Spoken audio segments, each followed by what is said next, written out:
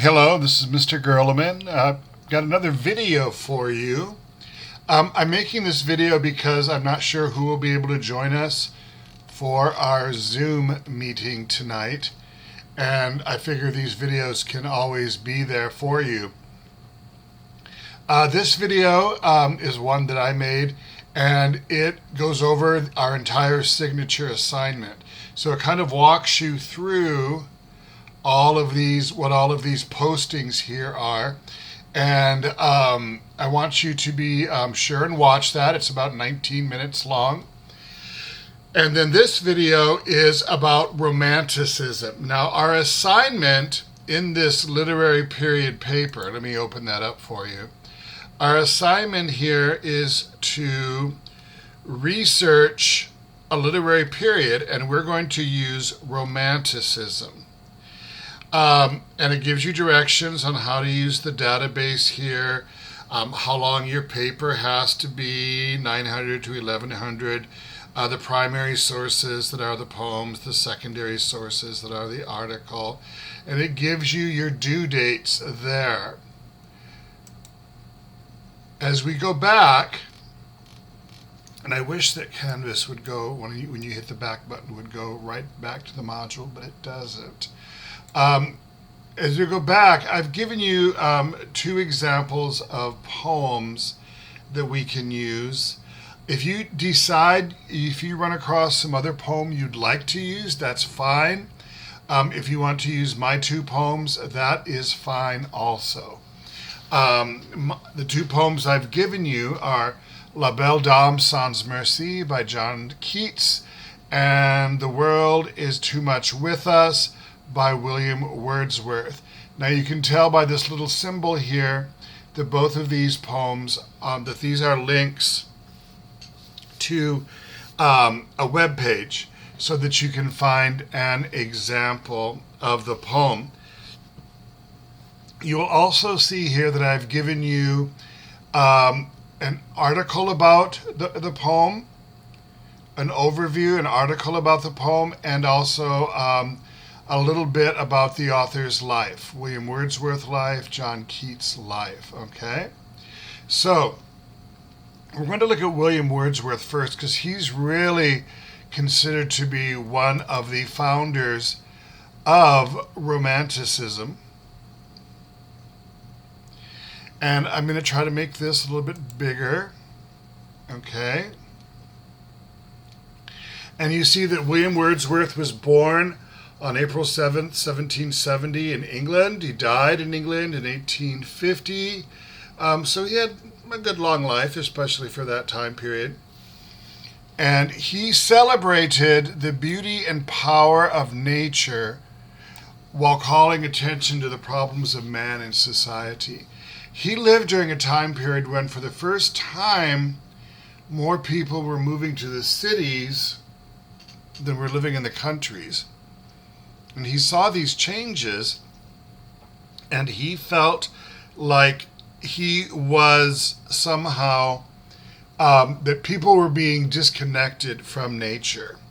And he lived in this beautiful area of England called the Lake District, which is full of ponds and rivers and lakes and small rolling hills. They were near Windermere, which is where this beautiful lake was. Okay. His mother died when he was very young. They were very poor. Okay.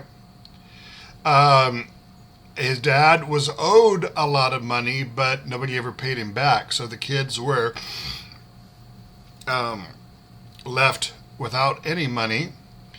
He actually went to France before the French Revolution and was very sympathized with the revolution until people actually started dying. He was kind of a radical politician, and this is the most important part to us.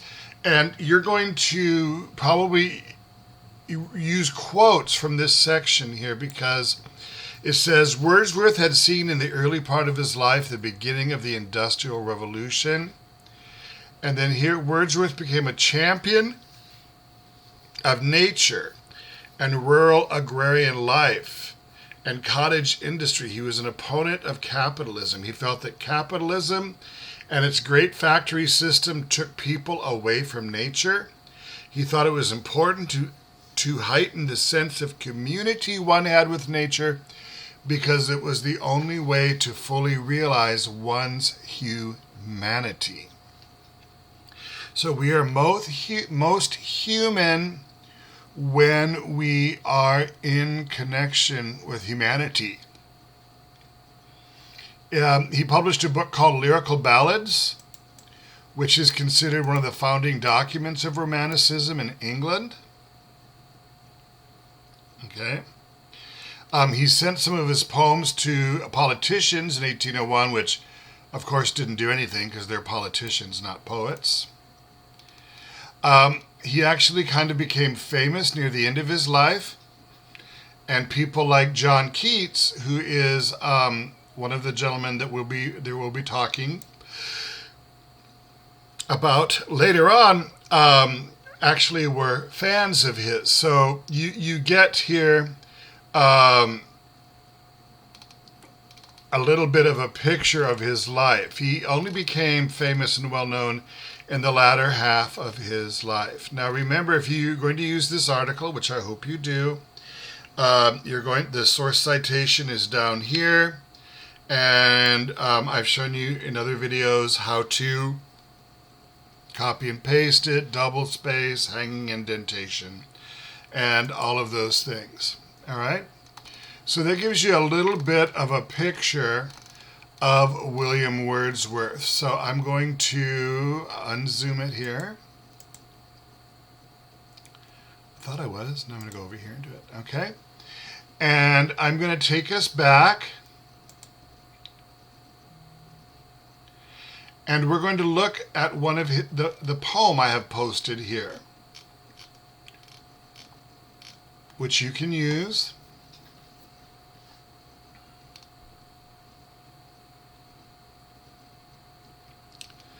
If I can find it. I'm in the wrong module. Here we are. Here it is. The world is too much with us. This is a short poem. It's only 14 lines long, which means that it is a sonnet. The same type of sonnets that William Shakespeare would write 200 years earlier. And here he says, the world is too much with us. Now, what does he mean by the world? I think he means the material world, the world of industry and our jobs. And I think that is true with Wordsworth back then as it is now. Probably, when you think of how much of our day is spent running from appointment to appointment, trying to keep on a schedule, it preoccupies our days. And he says it's too much with us because we don't intercommune with nature. We don't experience the beautiful things. Late and soon, our schedules. Am I late for this appointment? Oh, I got this appointment at this time. During this coronavirus quarantine, I'm spending 7, 8, 9, 10 hours a day in front of a computer screen. And I'm sure many of you are too. Late and soon, our daily schedules, getting and spending what? Money, of course. We lay waste our powers, okay? So the things that we have inside of us to make us happy, to make us better human beings, we're giving away following these schedules, trying to earn money. Little we see in nature that is ours. We're so busy we don't notice things around us. I had a friend and I went to go pick her up at her house, and I said, hey, how long has that tree been dead out front? And she said, I don't know. I never noticed. An entire tree died in front of her house, but she's such a busy person, she never noticed. And we have given our hearts away, a sordid boon. A boon is a gift, and sordid means something that's dirty. So we've given our hearts away to our schedules, to our jobs, to money, and we don't appreciate the nature around us. Now you'll notice these first 4 lines have a pattern. Soon, powers, hours, boon, A, B, B, A is the rhyme scheme there. So that means those first 4 lines are a quatrain. And so when you write a sonnet, you're going to have 4 lines with one idea, and then the next 4 lines are going to be another idea. So the next 4 lines, moon, hours, flowers, tune, this whole quatrain here is going to be another idea. And so he gives us this image of the sea, and notice it's a capital S, so it's the sea personified, that bears her bosom to the moon. Okay? Now, I'm not sure how you feel about that, but to me it's a beautiful image of a woman bearing herself to the moon. Okay, a woman bathed in moonlight, just like the moon is reflected off of the ocean. The winds that are howling at all hours. Okay?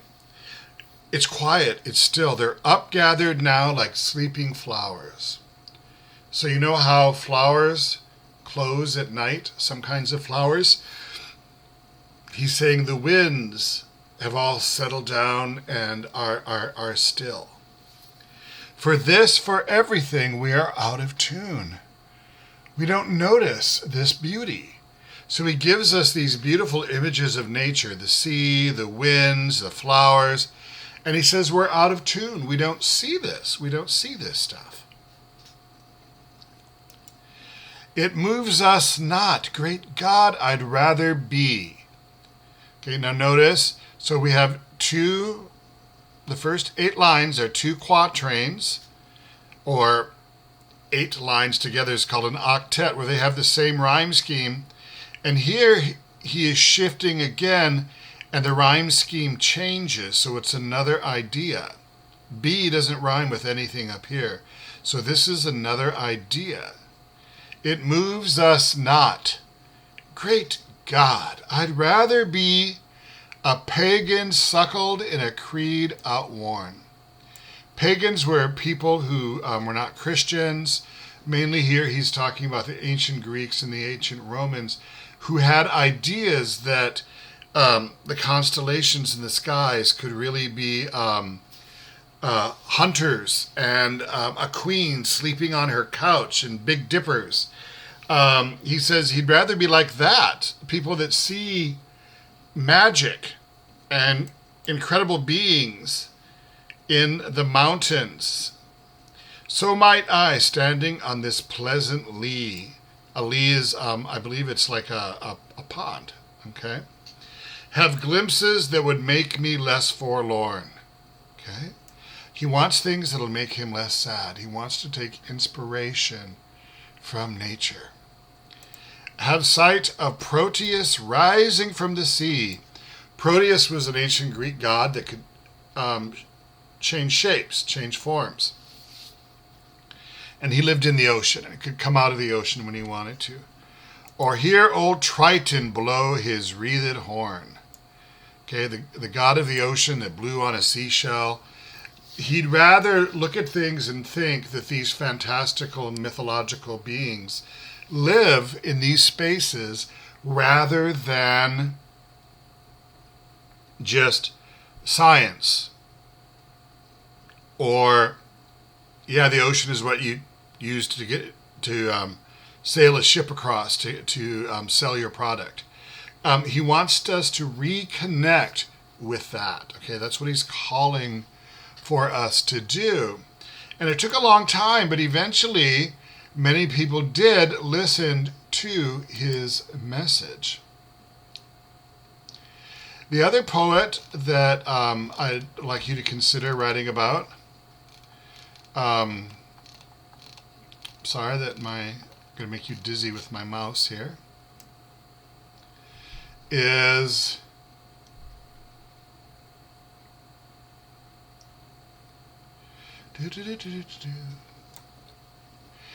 John Keats. John Keats was a very interesting young man. I think he was only about 27 when he died.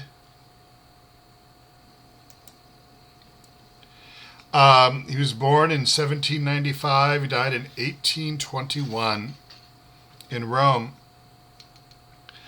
And he is a key figure in the English Romantic movement.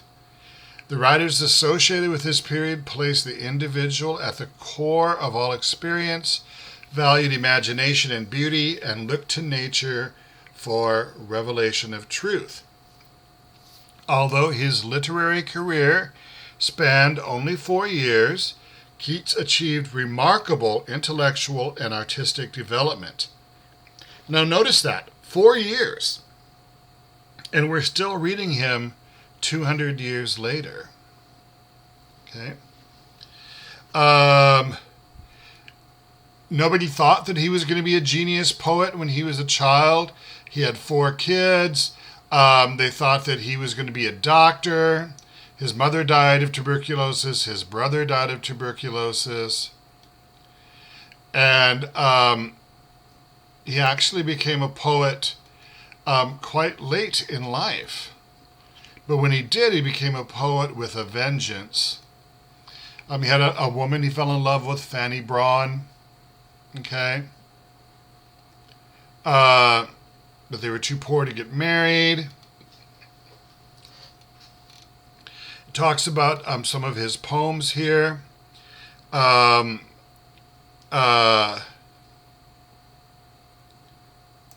Here it talks about the poem La Belle Dames Sans Merci, the destructiveness of passion. Keats' main preoccupation was he knew he was dying. He knew he had tuberculosis. He knew he wasn't going to live long. And so his main goal was to write a whole bunch of poems before he died. He wanted to write as much as he could. He was very conscious of the fact that he did not have a lot of time. And this poem, La Belle Dame Sans Merci, is one of the poems that I'm giving to you to help you write your paper, your investigation of poets in the Romantic period. I'm going to go back and we'll see if that works.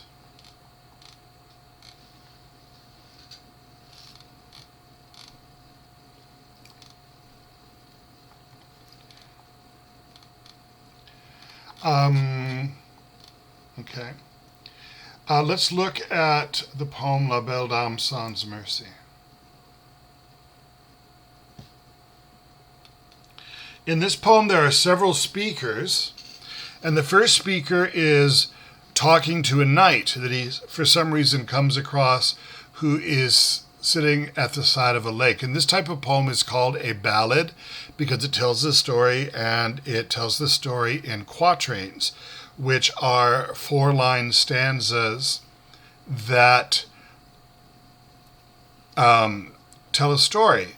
But they don't always fill us in all the details. They'll start in the middle of things. And it starts out, "Oh, what can ail thee, knight at arms, alone and palely loitering?" If you're loitering, you're just waiting. "The sedge has withered from the lake, and no birds sing." The sedge are those plants, the cattails, that grow on the side of the water. And then the speaker repeats, "Oh, what can ail thee, knight at arms, so haggard and so woe begone? The squirrel's granary is full, and the harvest's done." So here Keats gives us some clues at the time of year. The granary is full, the harvest's done, the squirrel has stored up all of his nuts for winter. So it's late fall. It is late fall. Also notice how they repeat lines here. This repetition of lines is called a refrain. So he says, "I see a lily on thy brow with anguish moist and fever dew, and on thy cheeks a fading rose fast withereth too." So the knight looks sick. His face is pale. A lily is a white flower like an Easter lily, and he's moist, and he's feverish, and he's pale. Now, a lot of people notice that these are the same symptoms shown by Keats himself with his illness. He was sick with tuberculosis, and that was what he was dying from. And now the knight speaks. He says, I met a lady in the meads, full beautiful, a fairy's child. Her hair was long, her foot was light, and her eyes were wild. So he meets this beautiful woman in the woods. And apparently he likes her because he made a garland for her head, gave her a crown of flowers, and bracelets too, and fragrant zone. She looked at me as she did love, and made sweet moan. Okay, well, there's some moaning going on. I set her on my pacing steed, his horse, and nothing else saw all day long. For sidelong would she bend and sing a fairy song. So she sings, and she looks at him from on top of his horse. She found me roots of relish sweet, and honey wild, and manna dew. And sure in language strange she said, I love thee true. Now, notice he doesn't know what she's saying. It's a language strange. And he just kind of assumes that she said, I love thee true. He took me to her elfin grot. You know, one of the things you'll notice, the reason I'm using Poetry Foundation is if you don't know what an elfin grot is, you can hover your name over it and it tells you it's an elf's grotto. And that's kind of like a cave or a hideaway made of stone. And there she wept and sighed full sore. We don't know why she's crying, but I think that's foreshadowing. And there I shut her wild, wild eyes with kisses four. And there she lulled me asleep, and there I dreamed, okay, notice the dashes, woe betide, the latest dream I ever dreamt on the cold hillside. It's this last dream he ever dreamt. I saw pale kings and princes too, pale warriors, death pale were they all. They cried, La Belle Dames Sans Merci hath thee in thrall. So if he's in thrall, it means that he's her slave. I saw their starved lips in the gloam, with horrid warning gaped wide, and I awoke and found me here on the cold hillside. So he had this dream, and it's all of these guys saying, you're her slave, and now you're going to die, you can't leave. And when he wakes up, he's still there by himself on the lake. And this is why I sojourn here, alone and palely loitering, though the sedge is withered from the lake, and no birds sing. Notice how much of it is repeated from the first stanza, kind of indicating to us that this is an endless cycle, is going to keep happening. Now, what makes this romantic, a romantic poem, is he is going back to the Middle Ages with fairies and knights, okay? And there's this wild exercise of the imagination and this emphasis on mysteriousness and imagination. He's not trying to tell us anything logical. He doesn't give us in the details. We don't know why the fairy child is there. Is she really a fairy? Is she under a curse too, that every man she loves is going to die? We don't know any of these things. We don't know why the knight is there, any of that. But we concentrate on this tragic story. And some people say that in this poem that for John Keats, the fairy child, the fairy woman, represents art, and John Keats is the knight who is dying, who is doing the best he can for art and is kind of a slave to his art. So interesting idea. Going to go back.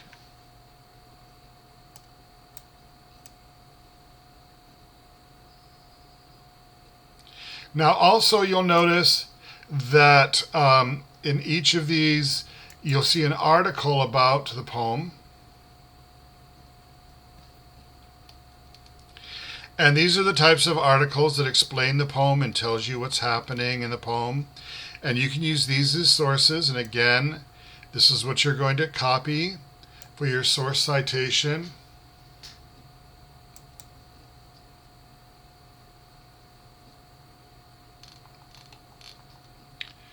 And as I mentioned earlier, this is another one about the world is too much with us. It tells us what it's about. And you can use this for your source citation. Okay. And it talks to us, what it's about, and you can use that information to connect it to Romanticism. Going to go back. Now I'm going to post this video to your module here, and I want you to look for a discussion question about what you've learned from this this video and what your response is. And I'm going to ask you a question about the video and the topic of the video to answer in the discussion. It'll be in the discussion, but I'll also make it a grade. Okay? So be sure and look for that. That's how I know if you've watched the video, if you understand what I'm talking about. And if you have any questions, you can ask me those questions in the discussion, or as always, you can message me. Thank you.